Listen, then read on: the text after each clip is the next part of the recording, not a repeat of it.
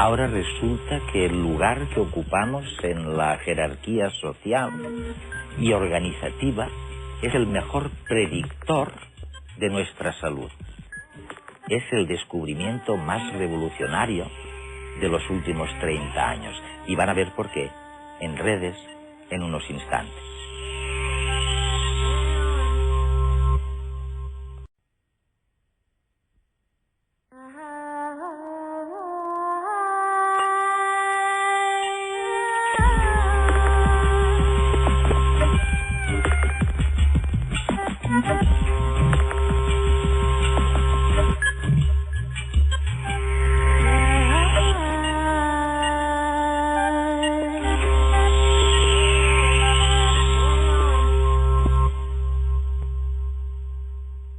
Ya sé que tiene un nombre imposible. Bueno, que no hay manera de acordarse. Se llama el gradiente social inverso. Y es el descubrimiento más revolucionario de los últimos 30 años, que es lo que ha durado la investigación de un grupo de científicos ingleses y norteamericanos, que estudiaban por qué en los monos, primero, el que está abajo de todo en la escala jerárquica tiene más ataques de corazón y leucemia que el que está arriba de todo. El segundo descubrimiento ha sido que en nosotros, los homínidos, el que está segundo, tiene jardín seguramente, casa, coche, el segundo está más enfermo que el primero y goza de mejor salud que el cuarto. Es lo que vemos hoy en redes. Vivimos en un país desarrollado y vivimos bien porque tenemos un trabajo, una casa, una buena atención médica, podemos abrir el grifo y beber agua sin dudar de que esté limpia y estamos bien alimentados. Sin embargo, sorprendentemente, a pesar de tener todas nuestras necesidades cubiertas, tenemos más riesgo de enfermar que nuestro vecino, que solo tiene un nivel de vida un poco superior al nuestro. Él se puede ir de vacaciones al Caribe y nosotros no.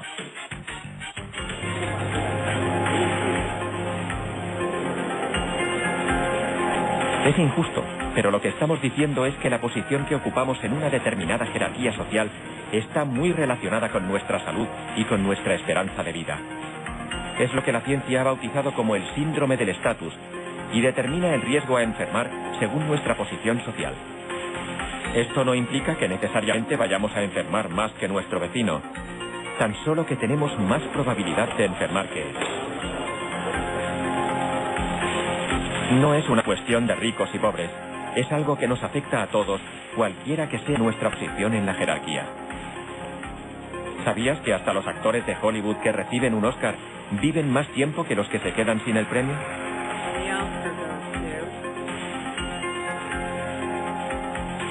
Jamie Foxx in red.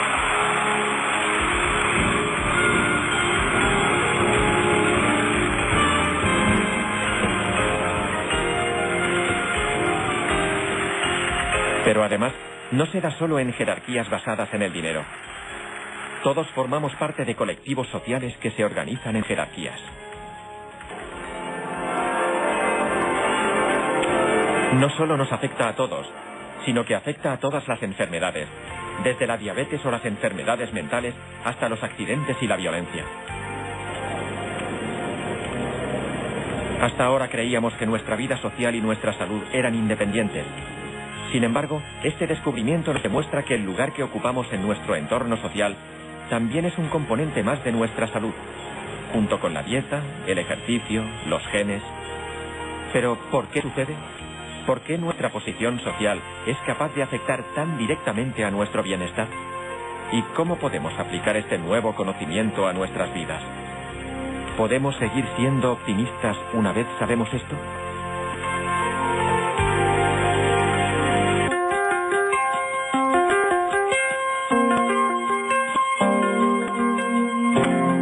Marmot trabaja en el Departamento de Epidemiología del University College of London. Hoy en redes nos contará cómo nuestro entorno social y laboral puede llegar a determinar el riesgo de contraer enfermedades e incluso condicionar nuestra esperanza de vida.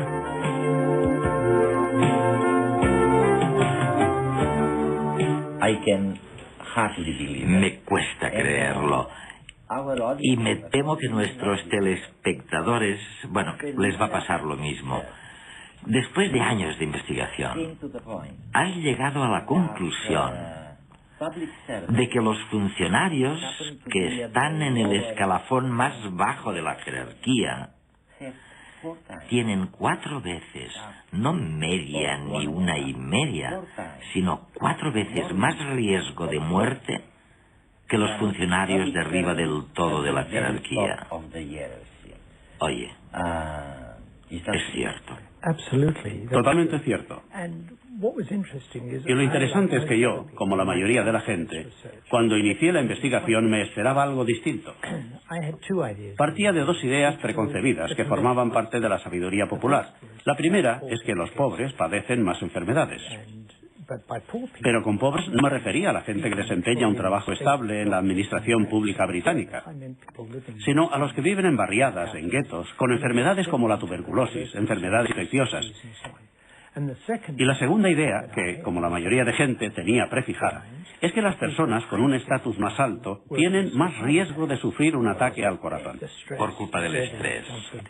Del estrés y de la responsabilidad que conlleva un trabajo de alto estatus. Esa era la sabiduría popular. Pero nuestros estudios en Whitehall, la administración pública británica, refutaron esta sabiduría popular de 2 maneras fundamentales. La primera es que demostramos que la gente con una posición inferior tiene más riesgo de sufrir un ataque al corazón, no al revés. Resultó todo lo contrario que el saber popular. Podemos preguntarnos si los funcionarios son, en cierto modo, atípicos. Sí, ¿qué pasa en el mundo fuera de los funcionarios? ¿Qué pasa con los funcionarios? Sí. Pues que la sabiduría popular es errónea.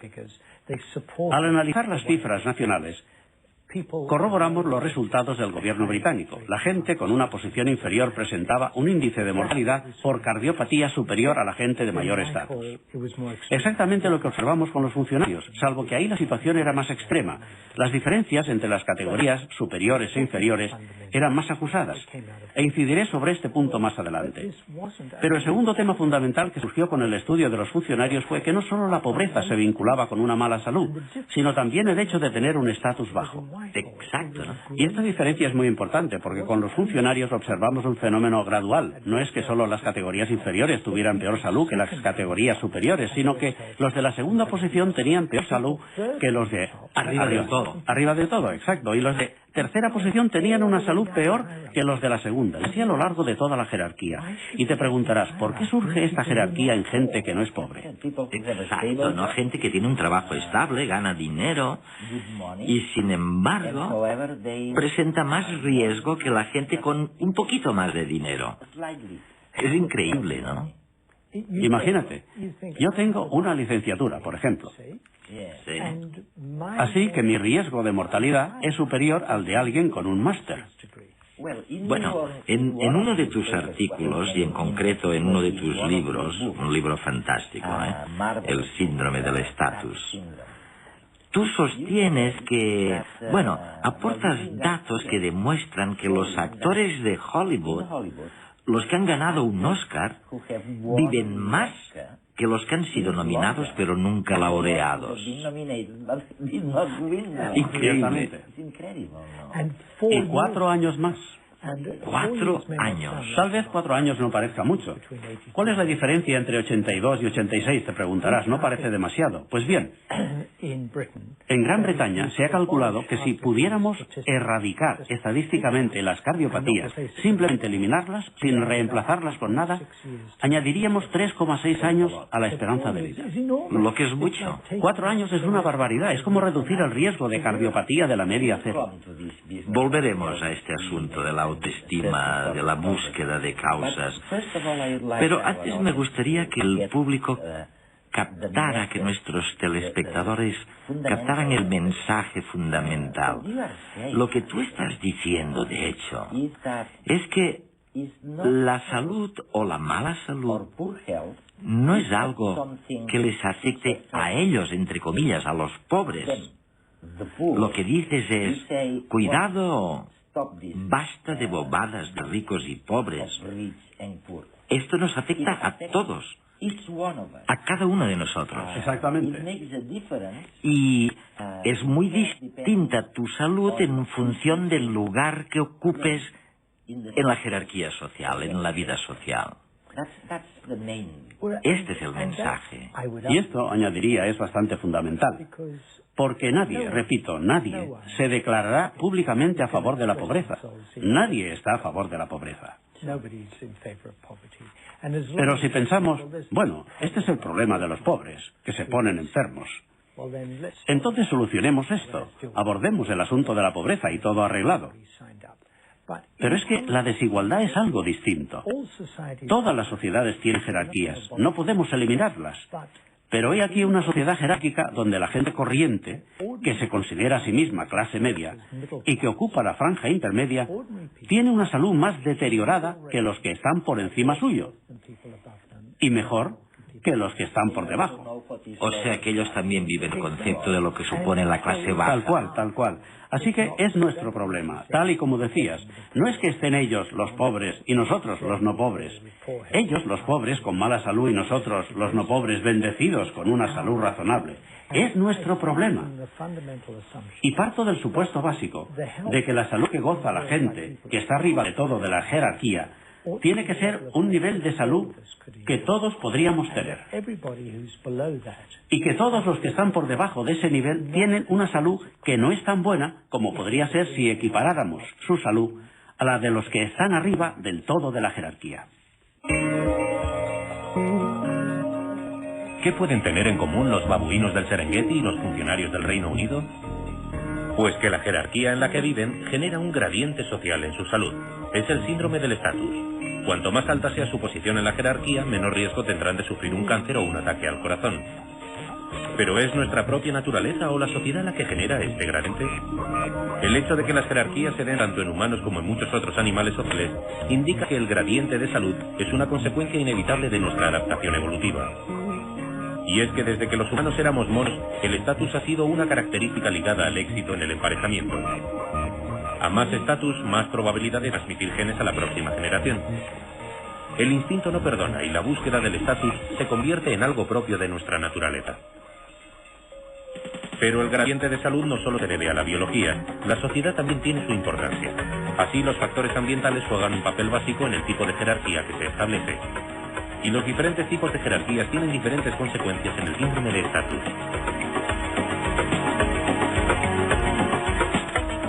Pongamos, por ejemplo, una sociedad de cazadores-recolectores como los Kun del desierto de Kalahari. En ellos el síndrome de estatus es menos acusado porque su nivel de jerarquización es muy leve. El ambiente en el que vive favorece una sociedad igualitaria. En primer lugar, porque se alimentan de antílopes y cazar uno no es cosa fácil sin un rifle. Por lo tanto, no tienen más remedio que cooperar con otros cazadores. Luego, una vez tienen al animal muerto, llega la hora de comerse sus aproximadamente 300 kilos de carne. Sin congelador donde almacenar el alimento, compartirlo con el resto de la tribu es una buena estrategia. Así, la próxima vez que alguien cace otro antílope, también lo compartirá con los otros. Esta reciprocidad también contribuye a crear una sociedad muy igualitaria. Sin embargo, en otras zonas donde se practica la agricultura, las sociedades se vuelven más desiguales. La acumulación de los excedentes en manos de unos pocos provoca la emergencia de una jerarquía más clara. De esta forma llegamos a la conclusión de que este gradiente en la salud es consecuencia tanto de factores biológicos como sociales. Si tenemos en cuenta que las desigualdades sociales cada vez van a más, quizás es el momento de plantearnos un cambio radical. Pensémoslo, nos afecta a todos. Hay un tema que me intriga, ¿no? Me refiero al estilo de vida.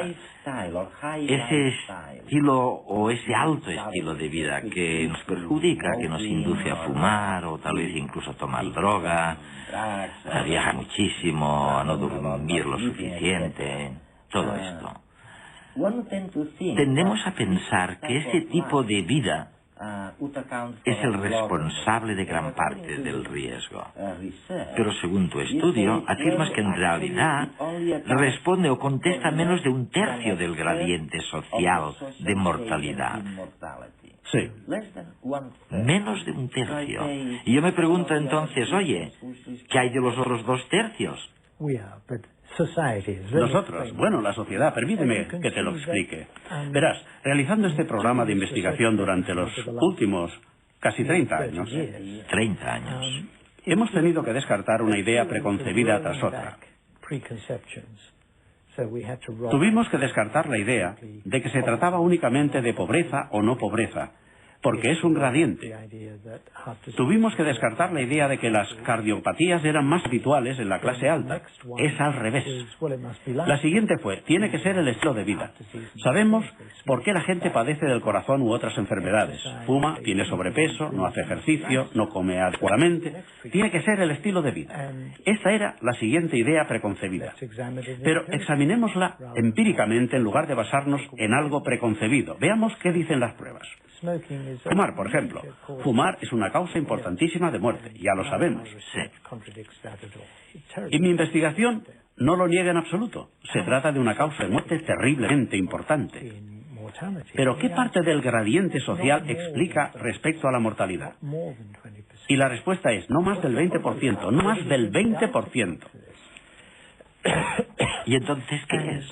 ¿Qué creemos que lo explica? De esto ha tratado la investigación. Nuestro punto de partida son las circunstancias en las que vivimos y trabajamos, que son cruciales. Así que, aunque la gente cree, como yo creía, por mi formación médica, tiene que haber una explicación fisiológica o biológica de esto. O genética. O genética, sí. También tuvimos que abordar este aspecto. Tal vez la gente de distintas clases sociales sea genéticamente distinta. Tal vez eso explique el gradiente. También nos lo planteamos. Pero mi afirmación más importante se refiere a las circunstancias en las que vivimos y trabajamos, los factores sociales que determinan la salud. Y en este sentido, hemos recabado pruebas. Se trata de una hipótesis, pero las pruebas lo corroboran, de que hay dos procesos fundamentales en juego.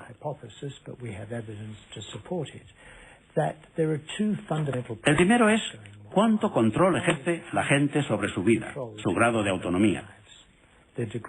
¿Pueden vivir el tipo de vida que consideran adecuado? ¿Controlan su propia vida? El segundo son las oportunidades de plena participación social. Y con esto me refiero a formar parte de la sociedad, pero también a recibir la respuesta positiva, la estima, la autoestima que comporta formar parte de la sociedad. Es increíble. O sea que, de hecho, una conclusión general a la que has llegado es que cuando hablamos de pobreza, deberíamos pensar también en otra cosa. Es decir, la pobreza no solo es la carencia de dinero. Esto es lo que subyace en lo que dices. Exactamente. Y déjame que les dé a los telespectadores un ejemplo que extraigo de tu investigación. El ejemplo es el siguiente. La esperanza de vida en España es bastante alta, ronda los 79 años. Y esto para un país con una renta por habitante de alrededor $20.000. ¿De acuerdo? Por persona. Ahora, miremos a los afroamericanos en Estados Unidos, que tienen una renta por habitante superior, $26.000 en lugar de 20.000. Tienen unos ingresos, una renta superior. Y sin embargo,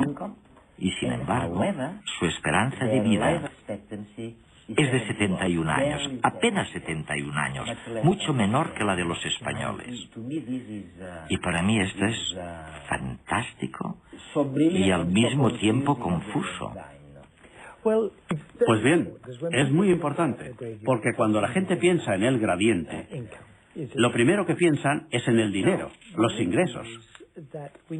¿Tiene que ver con los ingresos? Pues mi opinión personal es que debemos pensar en la relación entre ingresos y salud.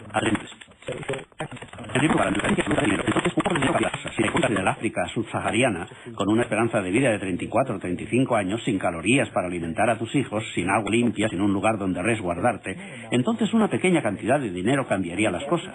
En salud y felicidad. Pero cuando sobrepasamos el nivel de miseria absoluta, en los países más ricos simplemente no hay ninguna relación. Con la renta, ¿no? Con la renta. El ejemplo que has citado es muy típico. Yo he utilizado el de Portugal o Grecia, con la mitad de la renta nacional de Estados Unidos, pero una esperanza de vida superior. Es bastante interesante. Y sí, confuso.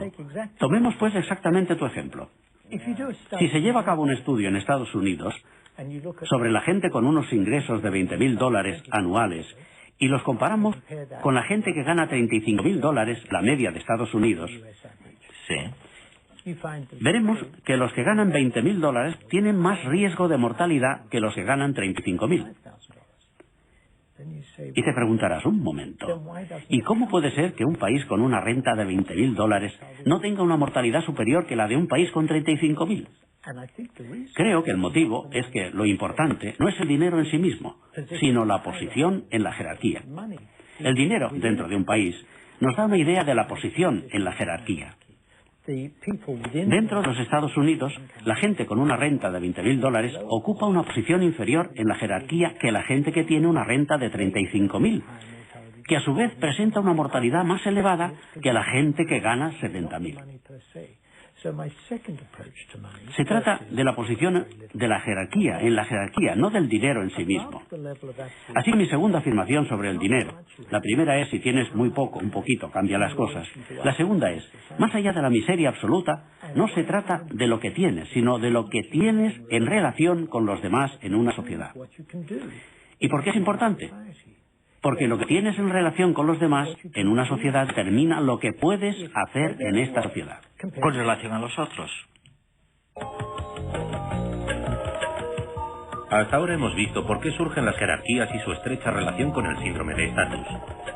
Es el momento de dar un paso más y averiguar por qué razón el estar en lo alto o en lo bajo de la jerarquía repercute en nuestra salud.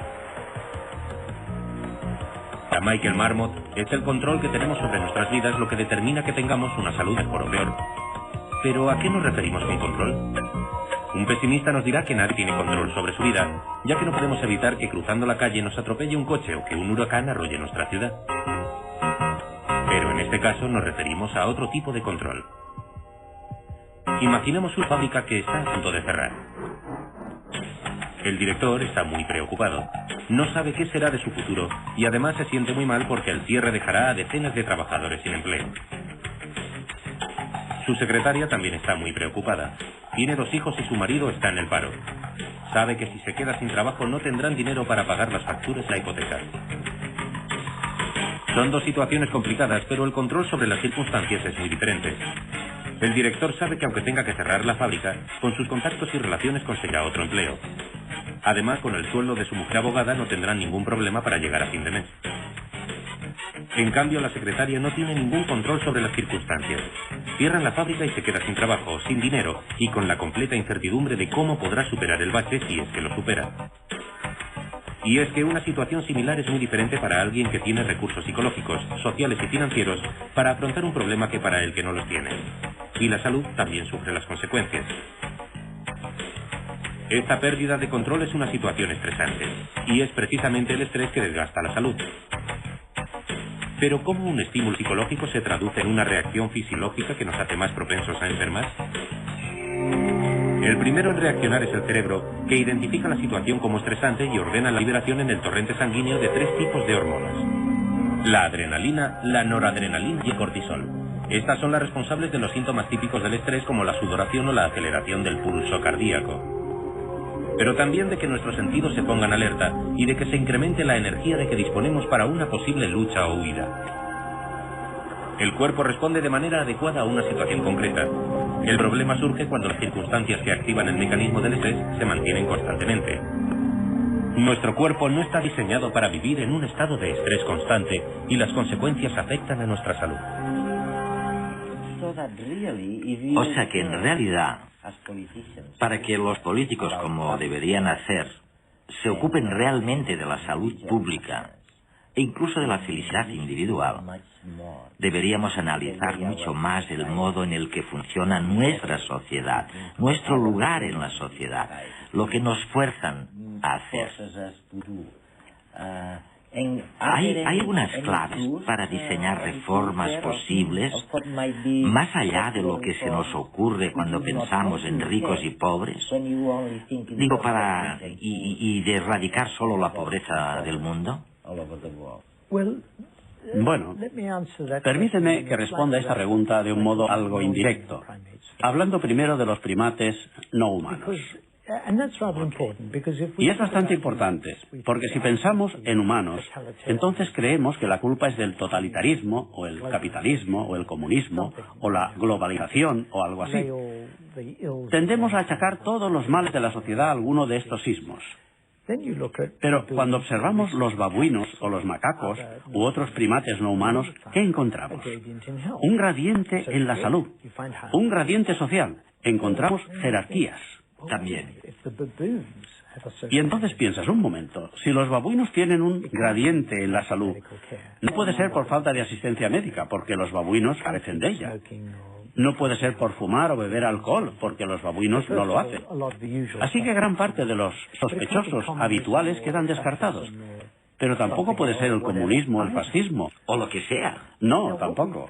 Lo que encontramos, mirando a los primates no humanos, es jerarquías en todas partes. Pero estas jerarquías no se traducen en un gradiente social del mismo modo en todas partes. La pendiente del gradiente en la salud varía. Y esta variación me hace pensar que no es una propiedad fija de una jerarquía. Porque si me preguntaras, ¿cómo podemos ajustar la sociedad para reducir el gradiente social en la salud? Sí.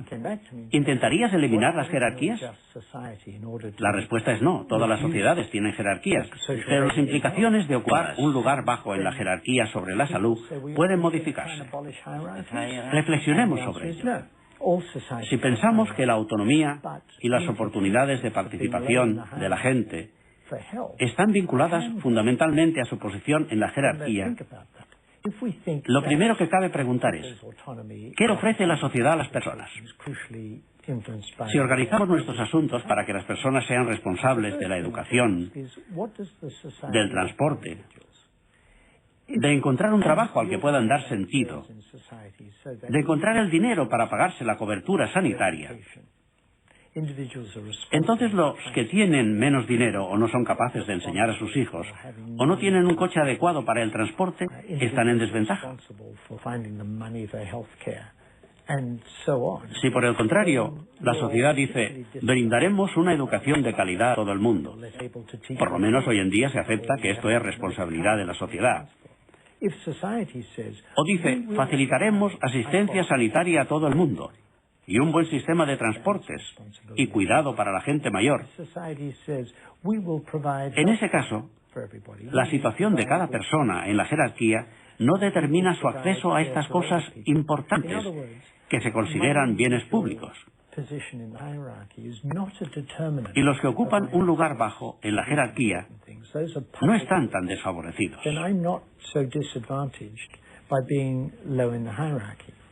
Michael, ¿no podemos sacar entonces la conclusión de que ahora parece mucho más importante que nunca el que la gente controle su propia sociedad, su entorno, lo que implica una mayor democracia? Al final de tu argumento, podemos llegar a pensar que sin un control democrático por parte de la gente de todo lo que sucede, será muy difícil mejorar su salud. Creo que es muy difícil por varias razones. En primer lugar, el motivo por el que valoramos la democracia es porque nos da una sensación de control. Si son los demás los que controlan nuestra vida y toman decisiones que nos afectan, pero en las que sentimos que no podemos intervenir, esto nos quita poder. Pero nunca antes habíamos pensado que la democracia tenía algo que ver con la salud. Lo considerábamos algo, oye, qué sé yo, que tiene que ver con la libertad, ¿sabes? La libertad personal, lo que fuera. Nadie pensó que eso fuera así. Pero yo iría incluso más allá y afirmaría que podemos utilizar la salud, el estado de salud de una sociedad, para medir cómo funciona esa sociedad. Para tomar el ejemplo que ha citado antes sobre la gente desfavorecida en Estados Unidos, los afroamericanos están especialmente desfavorecidos. Podríamos decir que hay algo que no va bien en el modo de funcionar de Estados Unidos, porque presenta enormes desigualdades de salud dentro de su sociedad. Y Estados Unidos, pese a sus fabulosas riquezas, se queda atrás. Las últimas estadísticas demuestran que Estados Unidos ocupa la 27ª posición en lo que concierne a la esperanza de vida. 27ª, pese a que es el país más rico en paridades del poder adquisitivo. Lo que denota no solo desigualdades de salud, Que la sociedad no funciona bien.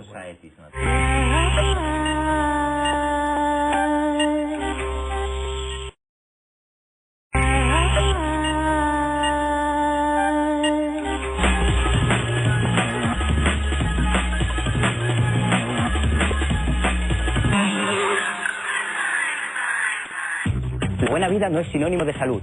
Así lo demuestra un estudio que acaba de concluir en Estados Unidos y que intenta descifrar cómo influye la bonanza económica en la salud de los ciudadanos. Una de las conclusiones es que cuando tenemos el bolsillo lleno, cometemos todo tipo de excesos, como comer más, y a largo plazo, nuestro cuerpo se resiente. En contra de lo que dicen las estadísticas generales, las personas que alcanzan un elevado nivel de vida no son las más sanas. En un estudio realizado en la Universidad de Carolina del Norte, se ha llegado a la conclusión de que en las épocas de bonanza económica aumentan los accidentes de tráfico y laborales, ya que hay más gente que se desplaza y más gente trabajando. También se dan más cuadros de estrés y los casos de infarto se multiplican. Otra consecuencia de una buena racha económica es que aumenta el tabaquismo, la obesidad y el sedentarismo, hechos que acaban repercutiendo en la salud general de la población. O sea que tener una época de mucho trabajo y por lo tanto de grandes ingresos de dinero, a largo plazo acaba siendo perjudicial para nuestro cuerpo. Los responsables del estudio han comparado los resultados con datos procedentes de 23 países desarrollados y han llegado a la misma conclusión. Aumentar el nivel de vida nos hace cometer todo tipo de excesos que acabamos pagando. En el mundo de la nutrición, las nuevas tecnologías tienen mucho que decir. Un sofisticado sistema de visión informática detecta la presencia de contaminantes y partículas tóxicas en carnes procesadas y otros alimentos. El nuevo sensor impedirá que llevemos a la boca un pato en mal estado. El detector identifica un amplio espectro de partículas indeseadas como plásticos y otras sustancias extrañas que hasta ahora eran muy difíciles de identificar. Como los plásticos tienen mayor presencia en la industria agroalimentaria, este tipo de contaminación cada vez es más frecuente, por lo que es imprescindible encontrar nuevos métodos de control de estas partículas. Para asegurar la calidad del producto, el nuevo sensor combina tecnología de visión computarizada con sofisticados mecanismos de identificación de color. El sistema de control se coloca sobre la cinta de la línea de producción donde pasan los alimentos a analizar. Las características óptimas de cada alimento están almacenadas en un ordenador asociado al sensor. A medida que el producto pasa por la cinta transportadora, el mecanismo electrónico de visión toma fotos digitales, las envía al ordenador y éste las analiza. Si el sistema ve un objeto que no reconoce, graba la imagen digital, activa una alarma y un dispositivo retira automáticamente el producto en malas condiciones. Cada vez tenemos más medios para comunicarnos, pero es precisamente ahora cuando nos sentimos más solos. El teléfono puede convertirse en una buena herramienta para psiquiatras y psicólogos a la hora de tratar la depresión.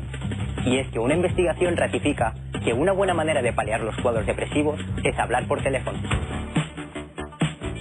Para facilitar el contacto entre paciente y médico, una investigación que se acaba de presentar en Estados Unidos muestra los beneficios del teléfono como herramienta terapéutica. El estudio se ha realizado en un hospital en el que se siguió la evolución de 127 pacientes que presentaban síntomas de depresión. Los voluntarios fueron divididos en dos grupos. A lo largo de un año entero, ambos recibieron la misma terapia, pero el segundo grupo, además, tenía la posibilidad de hablar por teléfono con el especialista durante 50 minutos cada semana. Los avances en ambos grupos fueron muy similares, lo que demuestra que hablar por teléfono con el terapeuta da resultados tan eficaces como acudir a la consulta. Así pues, el teléfono puede ayudar a las personas que no se ven con ánimos de salir a la calle o a las que tienen poco tiempo para acercarse al hospital. El equipo de trabajo ya ha anunciado que seguirá analizando las posibilidades terapéuticas de los medios de comunicación.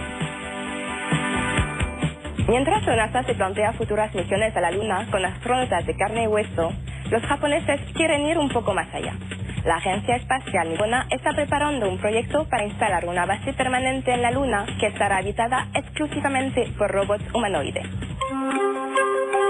El principal objetivo de los robots astronautas que viajen a la Luna será el de construir la base y todo el material de trabajo, como telescopios y enlaces con satélites. Aunque se trata de un proyecto a largo plazo, la Agencia Espacial Japonesa prevé construir una base lunar con el esfuerzo exclusivo de humanoides. En la primera fase, los robots también deberán construir los telescopios necesarios para poder explorar el espacio exterior y poder asimismo aprovechar toda la información que se reciba desde los satélites. Dos de los modelos de robots que tienen más posibilidades de viajar a la Luna son Asimo y Crio, que serán obreros especializados en tareas que se deban realizar en la superficie lunar, sustituyendo así a los astronautas de carne y hueso. De momento, la iniciativa la han secundado las empresas líderes del sector electrónico. La base lunar tendrá un presupuesto anual de 1.200 millones de euros.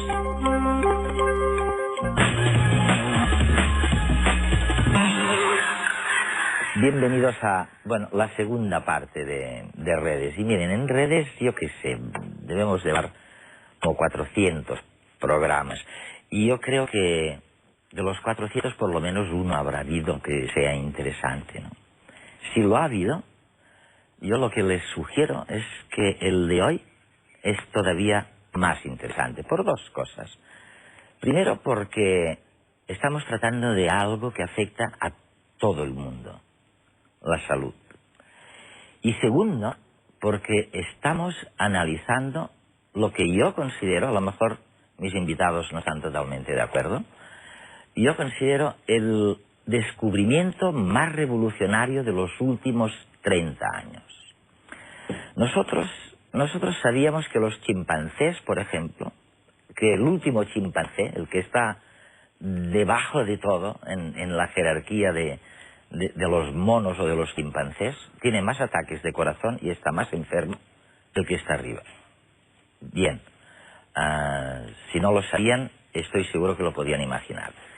Pero el gran descubrimiento a que me refiero es que con nosotros, con los homínidos, resulta que la salud es el resultado, o casi, de nuestro lugar en la escala social.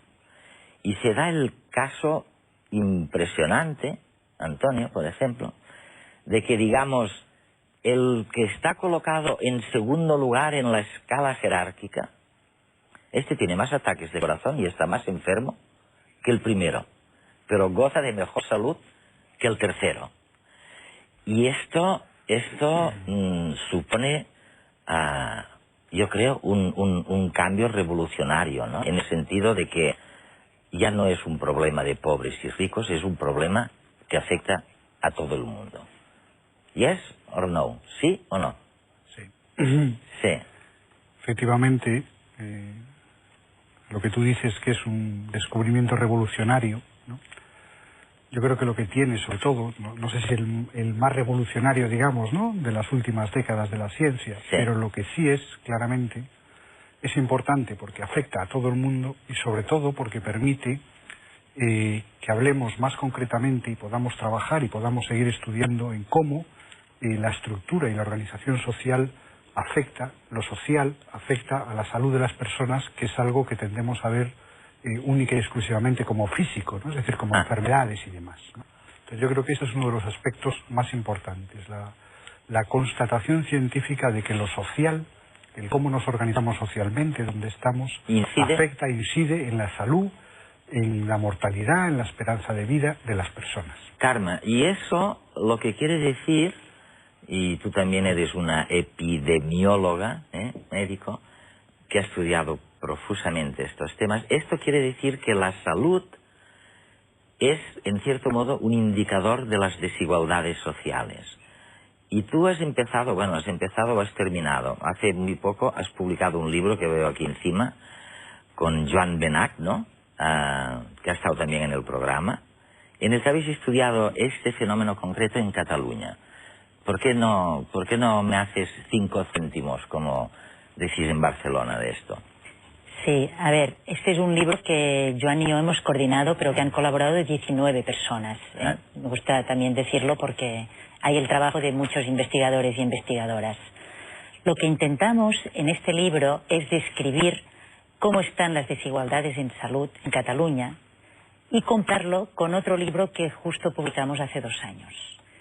En aquel momento poníamos encima de la mesa que en Cataluña existen desigualdades en clase social, en el sentido de que las personas de clase social más aventajada, más alta, pues tenían mejor salud, más oportunidades de tener mejor salud.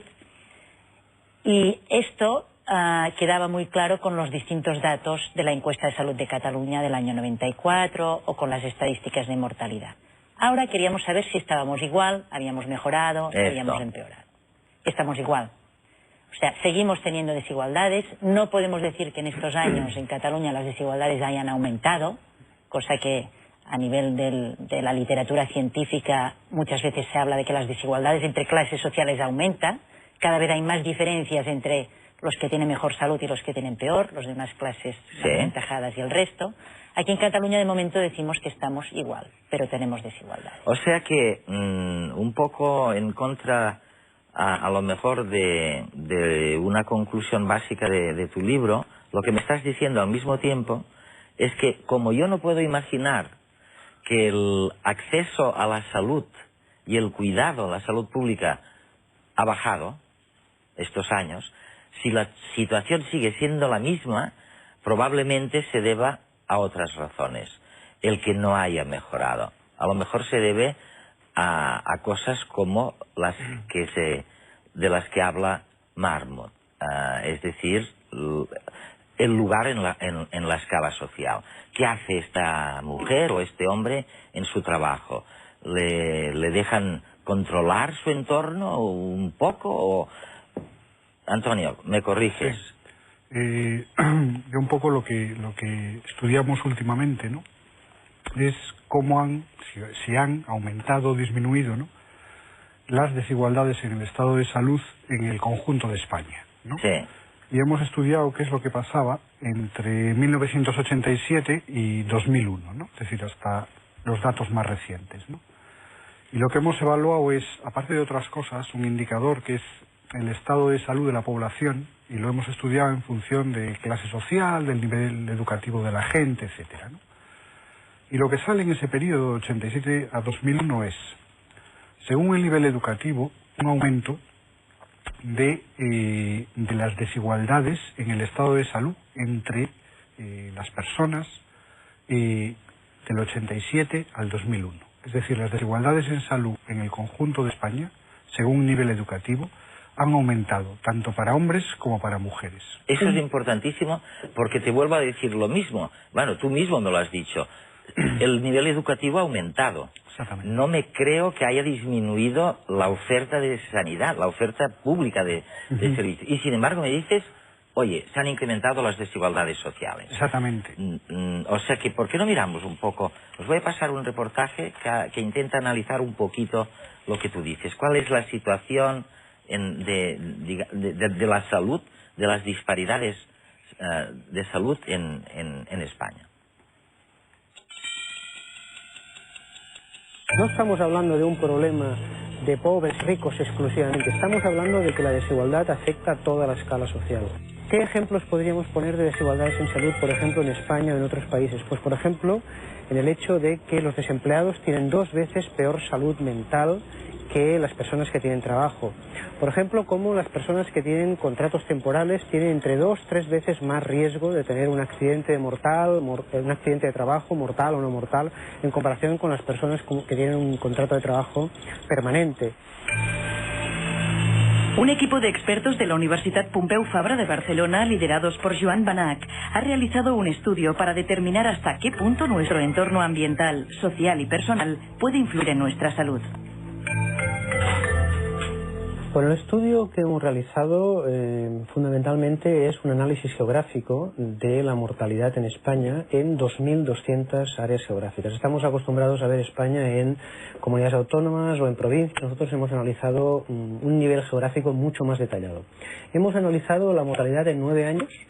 Básicamente eso recoge 3 millones de personas, en esos 3 millones de fallecimientos en esos 9 años, y para las principales causas de muerte, tanto para mujeres como para hombres.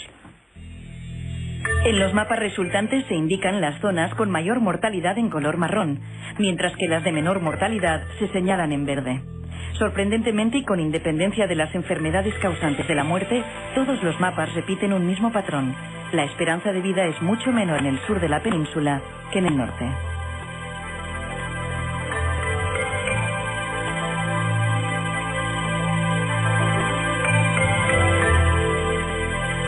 Por ejemplo, aquí tenemos el mapa de la mortalidad por todas las causas, en el caso de mujeres, y aquí se aprecia cómo hay unos agregados de mortalidad más elevadas en color marrón y especialmente donde se concentran en el suroeste de España. Pero en definitiva, en conjunto, todo el sur de España tiene un nivel más elevado de mortalidad. Si vemos el mapa del riesgo de mortalidad de los hombres, aparece con algunas diferencias, pero un patrón relativamente parecido, porque en el caso de los hombres vemos cómo la mortalidad se concentra especialmente en la parte occidental y sur de la península. Una de las causas más importantes tiene que ver con factores sociales. Por ejemplo, en algunos mapas de los estudios que hemos hecho, y eso se puede luego estudiar estadísticamente, se aprecia como, por ejemplo, en el caso del desempleo, aparece un gradiente también norte-sur, estos son datos del censo del año 91, donde se aprecia como en el sur de la península hay niveles de desempleo mucho más elevados. Y el desempleo claramente está demostrado científicamente que es un factor de riesgo muy importante para la salud. Este es el mapa del desempleo del censo del 2001. Nuevamente se aprecia un patrón parecido, es decir, factores sociales como el desempleo o, por ejemplo, aquí tenemos otros mapas, el analfabetismo, nuevamente con un patrón norte-sur, o con el hacinamiento, es decir, vivir en viviendas con poco espacio en general, o por ejemplo el número de trabajadores manuales, es decir, que hacen trabajos pues con más factores de riesgo, con trabajos en la construcción, etcétera, etcétera. Aquí se aprecia como el riesgo de mortalidad para todas las causas en las mujeres en color marrón aparece el nivel de riesgo más elevado, tanto en las mujeres como en este otro mapa en el caso de los hombres. En definitiva, más o menos podemos decir que en esas tres provincias, Huelva, Sevilla y Cádiz, donde vive aproximadamente el 8% de la población española, se concentra una tercera parte de todas las áreas de mayor riesgo de la geografía nacional.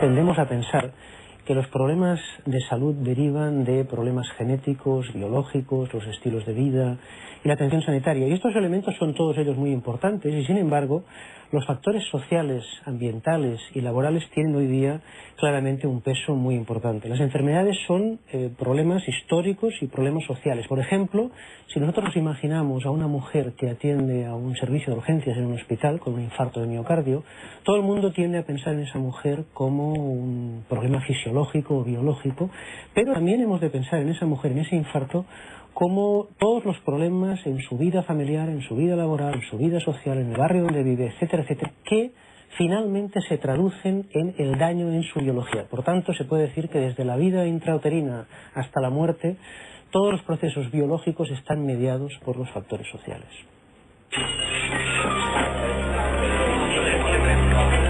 La situación de la globalización, por tanto, nos hace decir que hoy día no es tanto la malaria, el SIDA, el cáncer de pulmón u otras enfermedades como las enfermedades cardiovasculares las que realmente son las más importantes, sino que realmente podemos casi decir que la epidemia más importante del planeta hoy día es la desigualdad social. Bueno, si es verdad esa historia que nos cuentan,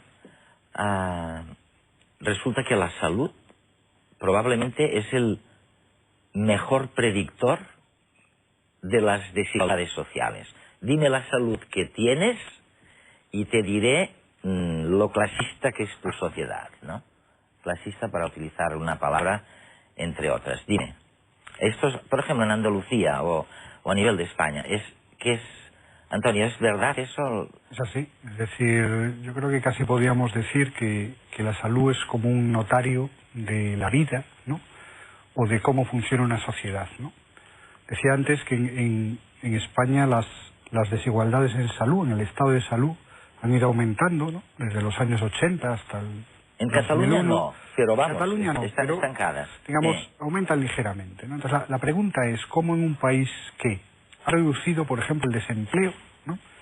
que teníamos, ¿no? Que, 24%. 24%, pues se ha reducido a la mitad o incluso menos de la mitad. Como dices tú, hay más gente educada, ¿no? Es decir, en general el país ha progresado, ¿no? Y sin embargo las desigualdades en salud no.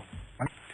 No han progresado, me refiero que no se han reducido, no han disminuido, incluso no se han quedado estancas, sino que parecen que aumentan, ¿no? Entonces, la pregunta es, bueno, ha habido esos aspectos positivos en los que hemos cambiado, es decir, menos desempleo, seguramente más riqueza, etcétera. La pregunta es cómo se distribuye y a quién afecta, ¿no? Por ejemplo, tenemos menos desempleo, pero no se ha creado empleo. Lo que se ha creado es una cosa, ¿no?, que se llama empleo temporal, que ha aumentado muchísimo, hasta un 30 y tantos % de nuestra población laboral tiene un empleo un contrato temporal, ¿no? Entonces entran y salen, digamos, y van cambiando de un empleo a otro, etcétera, ¿no? Factores como estos, por ejemplo, ¿no? Sí. Que está demostrado que lo que generan es una cosa que se está llamando, se viene a llamar, ¿no? Algo así como un síndrome de inseguridad laboral crónica. Es decir, que lo que genera es inseguridad por parte de las personas, ¿no? Es decir, el no tener un empleo fijo de calidad, etcétera, etcétera. Yo creo que a Carmen, o la he leído en alguna parte, o te he oído, Carmen, referirte a estos otros componentes de la desigualdad que no tienen que ver solo con el dinero o la seguridad de tener dinero. ¿Es cierto eso? Sí, porque, claro, nosotros siempre decimos que lo que realmente influye en la salud es el medio social, el medio laboral, el medio ambiental. ¿Qué es el medio social? Pues el medio económico, el barrio donde vivimos, la casa donde nacemos, sí, la familia de origen de la cual procedemos. Es distinto nacer en una clase social que en otra, y esto ya lo arrastramos para toda la vida. Las oportunidades que tienen las personas que han sido en una clase social favorecida son muy distintas de las oportunidades de las personas que han nacido en otra clase social. Entonces, todo esto genera nuestro curso de vida, que llamamos, ¿no? Y nuestra salud. Entonces, la salud, muchas veces se habla de la salud, nos pasa mucho a los que trabajamos en estos temas, se habla de la salud como si fueran los servicios sanitarios. Esto es lo que genera salud. Pues esto no es lo que genera salud. Lo que genera salud es el medio social, el medio laboral, el medio ambiental, todo lo que nos rodea. Y curiosamente los servicios sanitarios tienen un papel mucho más reducido en generar salud de la población. Me vais a dejar con la duda de por qué caray bueno, primero yo creía que el que estaba arriba de todo, este iba estresadísimo cogiendo aviones de un lugar para otro, y lo que me está diciendo la primera parte de este programa y vosotros confirmando en cierto modo, es que no es cierto, que tiene mucho más estrés el que está debajo, ¿eh? Pero oye, ¿por qué? ¿Por qué el que está tercero en la escala de reconocimiento social o jerárquica, ¿por qué este está más enfermo que el que tiene casa, que tiene coche, que tiene seguramente un barrio donde... ¿Por qué este está más enfermo que el segundo, que el que tiene encima, y goza de mejor salud que el que tiene debajo? ¿Me podéis decir, Carmen, que puede haber alguna razón para eso? A ver, es que yo creo que no podemos hacer una causa-efecto de que hay una razón. Es diversas razones, ¿no? Sí. Yo creo que nuevamente volvemos a lo mismo. Por ejemplo, un tema que no ha salido y que yo creo que se tiene que también destacar, el poder. El poder, en el trabajo tenemos relaciones de poder, en casa tenemos relaciones de poder, en la sociedad tenemos relaciones de poder. El que está en el medio no está en la misma situación que el que está arriba o que el que está abajo en las relaciones de poder. Claro. Esto es algo también muy importante y se está empezando a estudiar la relación entre el poder y la salud. Otro tema que no ha salido, la discriminación. En nuestra sociedad existe discriminación, existe por género, la mujer está discriminada respecto al hombre, pero cada vez existirá más por el tema de etnia, porque la inmigración es algo nuevo que tenemos. Y en clase tendríamos que ver el clasismo, que sería sexismo, clasismo. O sea, estas son situaciones, y ahora pongo estos ejemplos porque creo que son muy llamativos, que nos permiten ver que el que está arriba, el que está en medio y el que está abajo pueden estar posicionados de distinta manera en una de ellas. El que está arriba tiene el poder, el que está abajo tiene nada, el que está en medio puede tener a medias. O sea, me das claro, algo de respuesta, en el sentido de que no son solo los recursos económicos, de que debe haber algo en la organización de nuestra sociedad que no solo el que está más abajo, sino el que está en medio también y el que está en el segundo puesto, en su trabajo, en la manera como lo organizamos su trabajo y su educación, hay algo que incide negativamente sobre su salud. Les dejo con este pensamiento, si lo es, y apuntando, volveremos sobre este tema, que el controlar algo, lo que uno hace, parece que tiene una importancia que no habíamos ni siquiera imaginado. Hasta la próxima semana.